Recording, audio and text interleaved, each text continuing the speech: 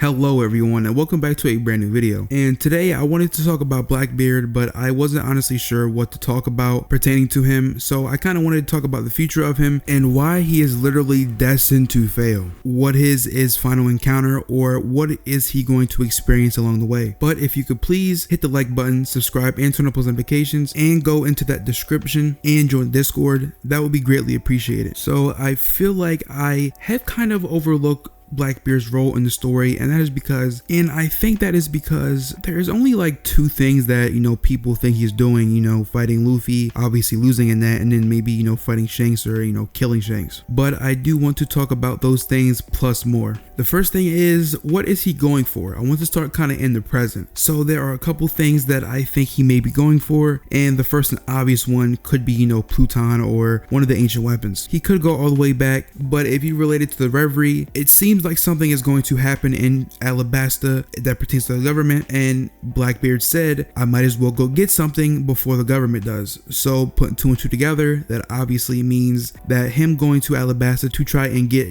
Pluton. But I do think there are a couple other things that he could do. Another one is Robin, because since, part of the government is ultimately after Robin, which is CP0, so that is definitely another possibility of, him going for something that the government is going for. So there is a thought that I had, because Luffy can phase through objects, right? And it's very possible that he could have maybe, snuck into the Reverie, or maybe just snuck into the World Government HQ at really any time, to be honest, and just gotten any type of information. CP0 actually did clash with Blackbeard. This was said in Whole Cake Island by Pedro. So this is really interesting that maybe something, could have slipped out, or he could have maybe overheard something while they were clashing. And this is why they know that they are going for Robin. And this is a possibility because he doesn't have someone that can read poneglyphs that we know of. Now, people have said, Jesus Burgess could be one of these people, but it is kind of up in the air. I do kind of see the argument for Jesus Burgess being, one of these three odd members, but it kind of takes away if,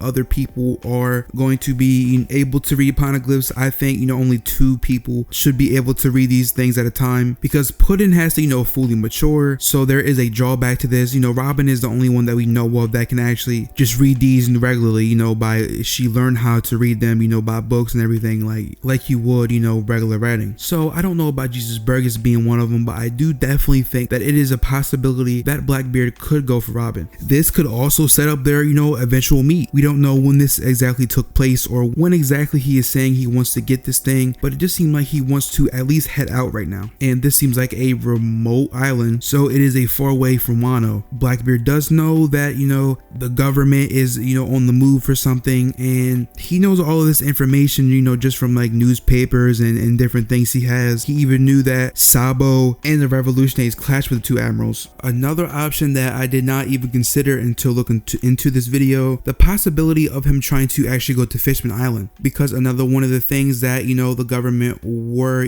going to is Fishman Island. I believe a group of Garb is going to Fishman Island to go, escort them down, and that would also include, Poseidon in the picture. Maybe he is trying to get Poseidon, aka Shirahoshi. I kind of want to touch on the Alabasta point just a little bit more, because we know there is something going on in Alabasta. There was an incident there, so it's very possible that the government, looked into the crocodile case a little bit more, figured out that he was actually there for, this ancient weapon or something like that, and then through that, Blackbeard somehow found out that, they might have been making a move from finding out about that situation. And this could be the setup for, Blackbeard becoming one of the most powerful pirates of all time. And I think he's going to be, at the top of that list. I think he's going to be, the number one strongest pirate, the most powerful pirate of all time, because of his ambitions mirroring rocks. His ship is called the Saber of Zebek, has a similar Jolly Roger, him supposedly being on the same island that Zebek was on at some point. I think it was either when he formed his crew or when they disbanded somehow, but I think they disbanded on God Valley, so I think it might have been, where they formed, but nonetheless, it is a very important island. So I want to kind of transition into why I think he is going to be a failure. Very thing that is going to get him defeated in,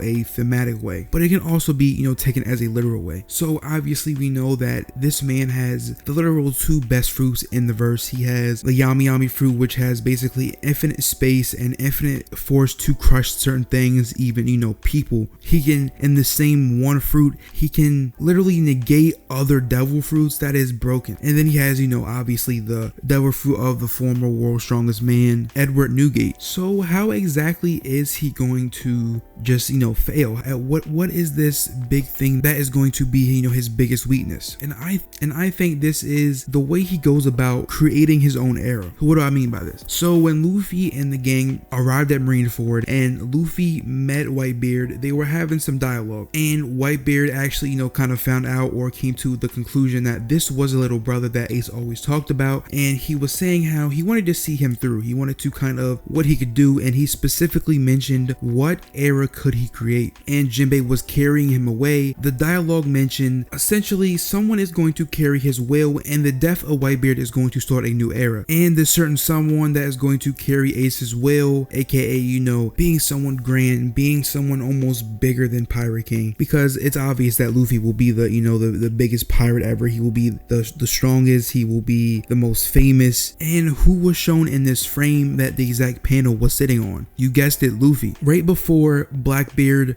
was going to, you know, fully finish off Whitebeard, he said, "You're not the man that Roger is looking for." Obviously, this prophecy that is going to tie full circle to this is going to take place because there is someone he's looking for, this quote-unquote next Joy Boy, someone who is going to always rise to the top, make people smile at the end, always succeed, and be the one to find the One Piece and, you know, complete this prophecy. Isn't going to be Blackbeard. That is what this man Whitebeard is saying. And this is the difference between Luffy and someone like Blackbeard, because when Blackbeard actually, you know, does kill and get Whitebeard's fruit, he mentions how this is finally my era. Blackbeard is trying to artificially create an era in which he rules, while on the other hand, Luffy is someone that other people like Whitebeard and even the narrator himself acknowledges as being this next person. This is basically Luffy's era in Whitebeard and the narrator's point of view. He is not going out there trying to say, I'm going to create an era or this is my era. He is just doing what he thought was going to be his ultimate goal and what is going to make him ultimately the freest pirate in the world. And this would fit in perfectly with all of these prophecies that Joy Boy will kind of, you know, come back to destroy Fishman Island or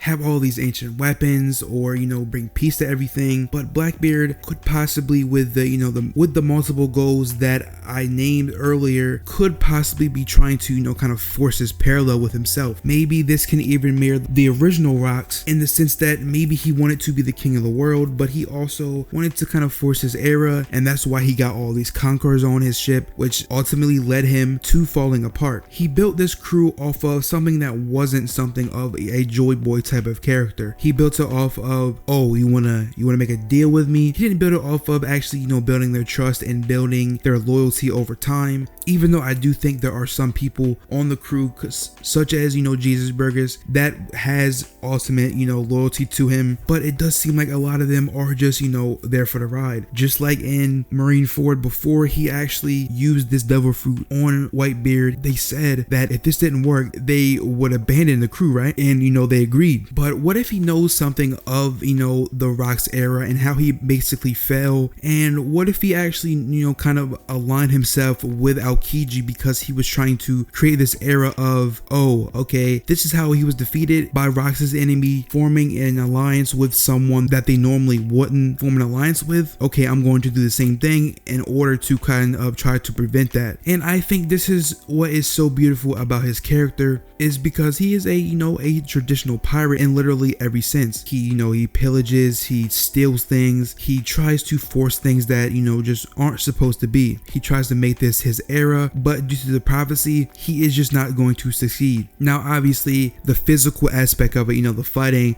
he's obviously might not win because it's looking like, you know, this devil fruit that Luffy has could possibly be, you know, a kind of counter or resistance to one of his fruits. And honestly, Luffy just got something that makes him be able to not even need to touch his opponent, which is perfect for someone like Blackbeard because he literally has to touch someone to activate this Yami Nami no Mi, which negates their fruit. Everything about their dynamic is just lovely. if this was any other series and it didn't have this whole prophecy thing with, you know, Luffy being obviously the joy boy of this time, Blackbeard would absolutely be the king. And I'm not saying the whole prophecy thing because people have this kind of preconceived notion of the word prophecy used in anime and manga as a bad thing because they relate it to things like Naruto, but I'm not talking about that in any sense though. This is one of the prophecy things that I actually, you know, enjoy. I think this is very well done. This was something that was kind of mentioned since Fishman Island, and it has been set up perfectly. It seems like every other joy boy in the past has, you know, kind of came close but ultimately failed. The One Piece is built up by, you know, people like Whitebeard to be something that will cause a great war and ultimately lead to the world government's downfall, and Roger didn't get to do this, so I would say that he failed in, you know, actually fulfilling this prophecy, or there wouldn't be another prophecy for Luffy to fulfill. And that is why I think Luffy will fulfill this prophecy. But Blackbeard, on the other hand, is obviously one of his biggest opponents in the story. He is looking for the same goal, even though I think he has a little bit bigger goals. He wants to fill the world with darkness, and if we, you know, relate it to Zebek, who has potentially the biggest goal in the entire series, which is, you know, being just the king of the world in general, but he would actually do the same thing, you know, as Luffy would do if he actually succeeded, but he would just take the whole world down with him. You know, he wasn't specifically aiming to do that, but in the crossfire the world government would go down. But you know, the difference between Luffy and Blackbeard is the fact that in Marineford they built these two characters up as someone who was a traditional pirate in the way that they would force things, go out of their way to do anything for their goals, the things that they needed for this goal, as opposed to someone like Luffy who just did what they had to do. They didn't try to force anything or specifically look out for things that would benefit them or be of an advantage, like someone that is very, very strong. This can even be pointed out in Luffy's first encounter with Zoro versus Blackbeard's first encounter with Shiryu. This is another theme of forcing /